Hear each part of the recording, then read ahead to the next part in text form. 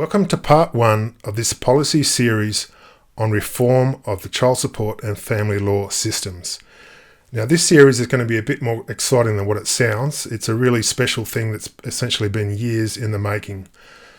What I'm going to do with each video is go through a particular serious issue that affects either people involved with the child support system, with the family law system, or a combination of the two.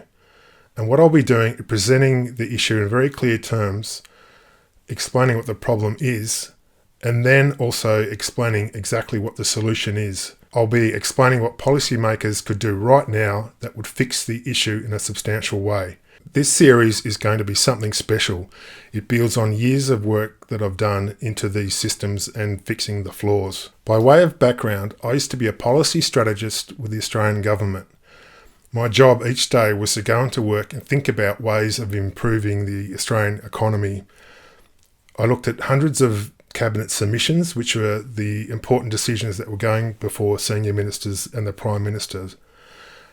My job was to actually provide advice on these issues to a senior cabinet minister, and I've even advised the Prime Minister in writing. I have a background in mathematics, which I think gives me an advantage when looking at these issues. Too often, the whole policy debate has been controlled by lawyers or politicians or bureaucrats, people who don't have particular qualifications in actually developing policy. Take lawyers, for example. These people are trained in arguing, essentially. They can take either side of the issue. It doesn't really matter. Whoever pays them, they'll take that side. Essentially, they're trained wordsmiths. So they've got skills to analyse problems from the point of view of winning an argument and presenting a convincing case. They don't really have the skills to conceptualise a problem and come up with a sensible solution. In fact, I think their training often makes them worse at solving policy problems than the average person who just looks at it from a logical, common sense point of view. You'll get a sense of that as we go through the issues.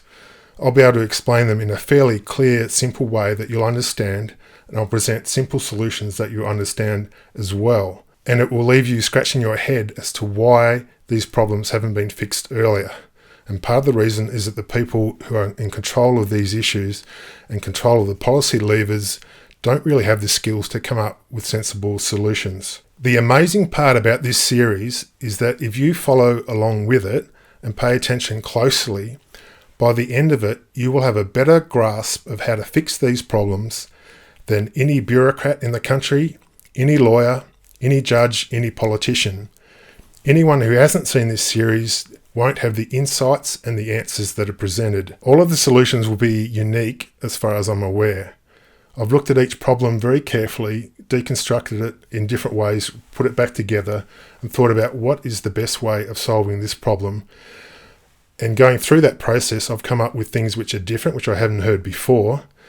And to be honest, there aren't many solutions out there. There's lots of complaints, lots of noise about these systems and what's wrong with them, but genuine solutions are few and far between. The first issue that we'll deal with in this series is the issue of how child support treats court orders.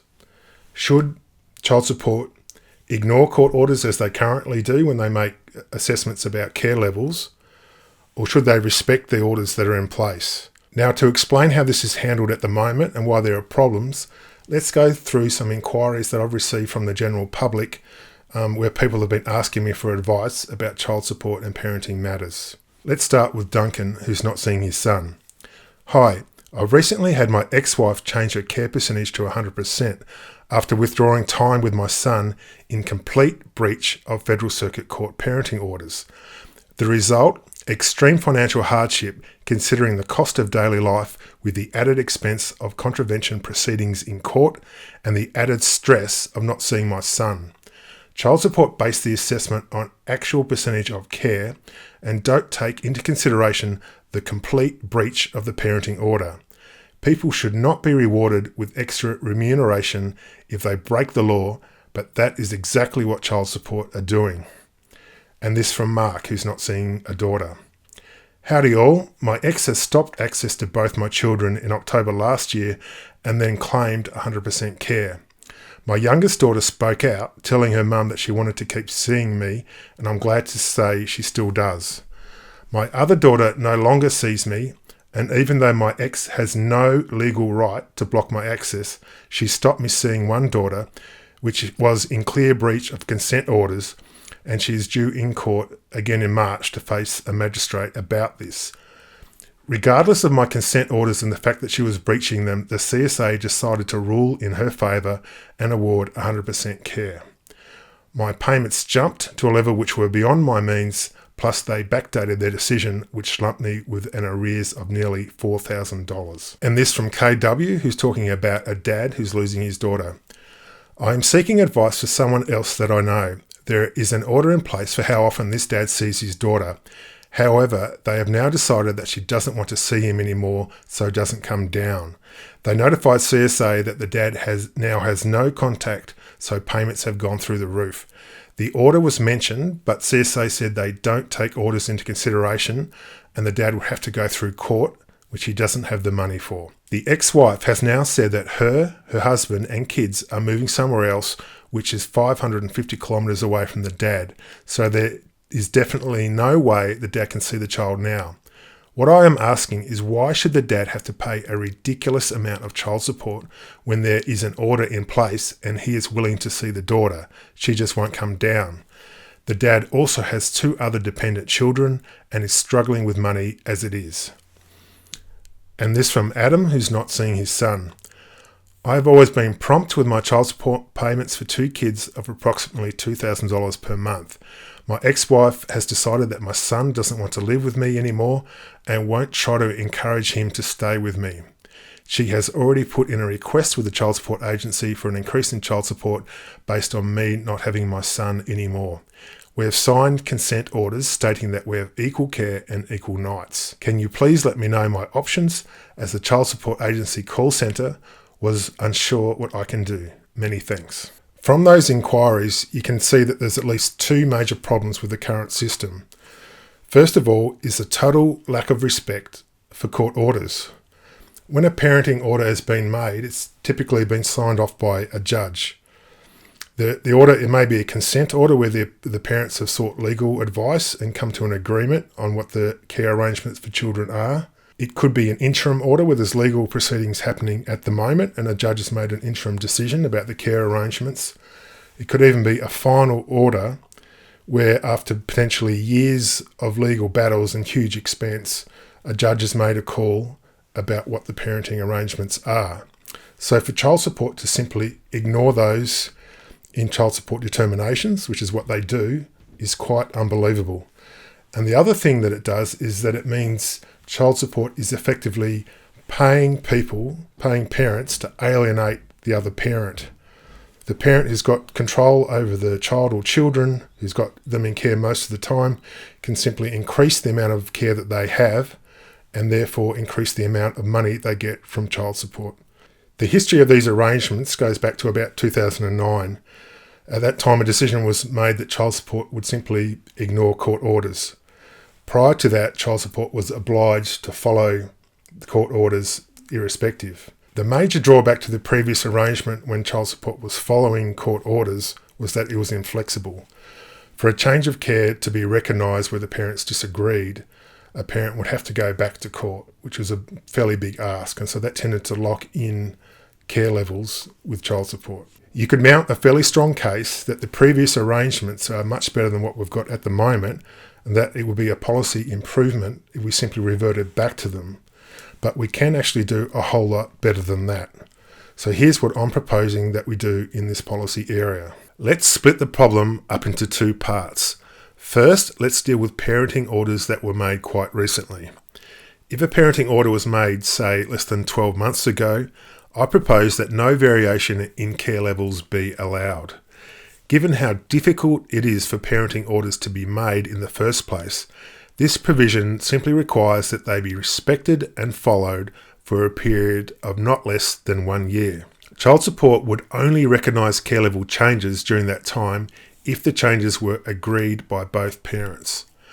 The policy would encourage parents to simply follow the orders that have been recently made for their child or children. It would take away any financial gain from a parent increasing their care level against the wishes of the other parent. As an added bonus, the policy reduces system administration costs. The time and resources of child support officials wouldn't be wasted by parents requesting care level changes soon after orders have been made. But the bigger question is, what do you do over the longer term? How do we ensure that court orders are respected and parents not alienated, while also allowing for some flexibility in care levels? The answer is to allow flexibility when it's appropriate, but to otherwise follow court orders. Here's how you can do it.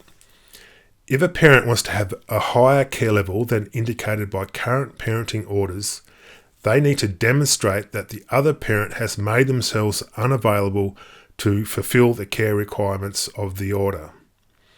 The onus would be on the parent seeking the increase in their care level to provide appropriate evidence. This could be evidence that the other parent has moved to another city away from the child or children, has decided to see the child or children less, is uncontactable, is in jail, or otherwise has been unavailable to provide care. All evidence will be made available to the other parent, who of course would have the opportunity to respond.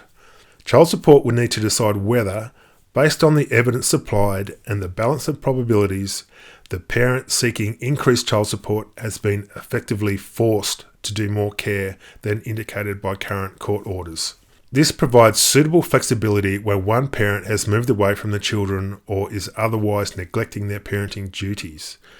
The parent shouldering the extra care load can get extra financial support through a quick review process rather than having to go to court. If they are unhappy with the outcome, they always have the option to go to court anyway. While offering flexibility, the policy would also help prevent parental alienation.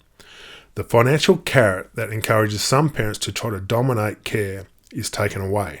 Instead of routinely being rewarded for getting a higher care level, parents would instead want to ensure that the load is shared. The smart financial move for a parent would be to encourage their child or children to spend good amounts of time with the other parent.